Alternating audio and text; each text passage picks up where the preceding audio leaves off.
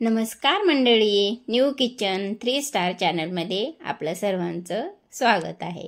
कोथिंबीर घेतली, धुवून स्वच्छ करून घेतली, मिक्सरचं भांडं घेतलं, त्याच्यामध्ये ही कोथिंबीर घालून घेतली आणि आता 10-15 मिरच्या घेतल्या बघा। आणि आता लसणाच्या पाकळ्या घेतल्या 10-15। आता त्याच्यामध्ये मी घालून घेतलं, मिक्स करून घेतलं त्याच्यामध्ये पण। आणि त्याच्यामध्येच अजून ॲड हे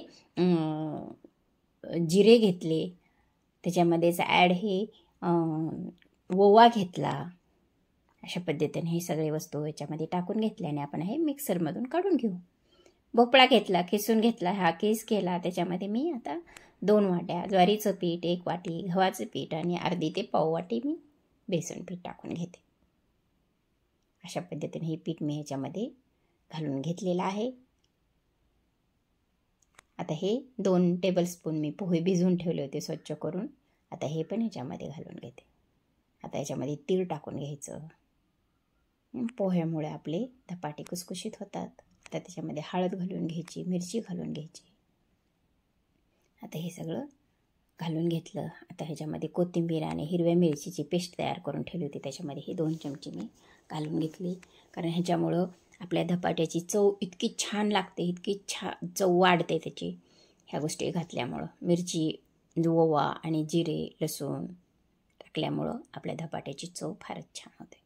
म्हणून हे सगळं टाकून या पिठामध्ये हे मिक्स करून घ्यायचं।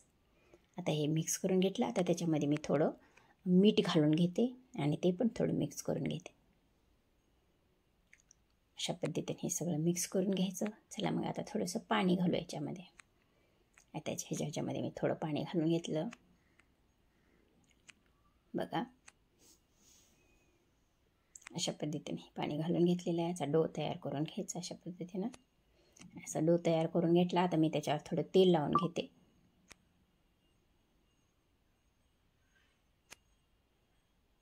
तेल लावून घ्यायचं आणि त्याच्यावर ओला कपडा करून झाकून ठेवायचा। अशा पद्धतीने हा कपडा मी झाकून ठेवलेला आहे, कारण त्याचं कवर कडक होऊ नये म्हणून। पोळपाट घेतला, पोळपाटावर सुती कपडा घेतला, पाण्यात भिजवून घेतला, त्याच्यावर थोडं पाणी टाकून घेतलं आणि आता त्या पिठाचा छोटंसं गोल तयार करून घेऊन मी त्याचं अशा पद्धतीने हे गोल तयार करून घेतलं मी आणि त्याचं थापटून घेतलं आणि ते त्याचं थालीपीठ तयार करायला करून घेतलं। अशा पद्धतीने हे थालीपीठ तयार करून घ्यायचं बघा। असं थापटून व्यवस्थितरित्या थापटून असं गोल करायचं। अशा पद्धतीने हे पसरवून घ्यायचं।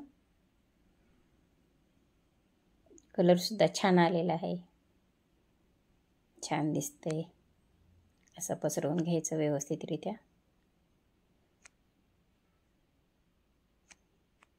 बघा।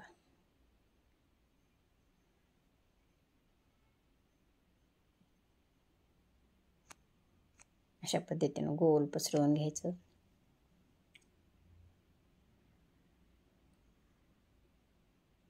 आता त्याला छिद्र पाडून घ्यायचे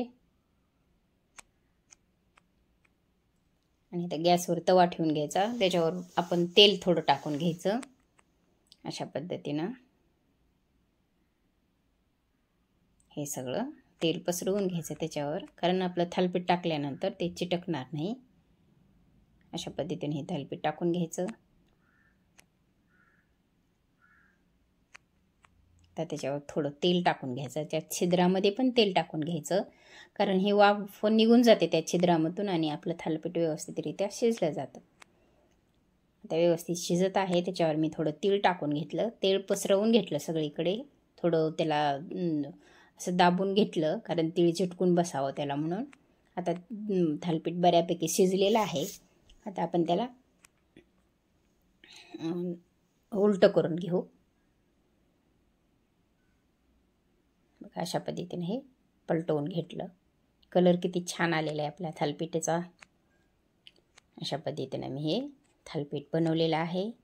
लाईक करा, शेअर करा। असेच व्हिडिओ पाहण्यासाठी माझ्या चॅनलला सबस्क्राईब करा। Thanks for watching.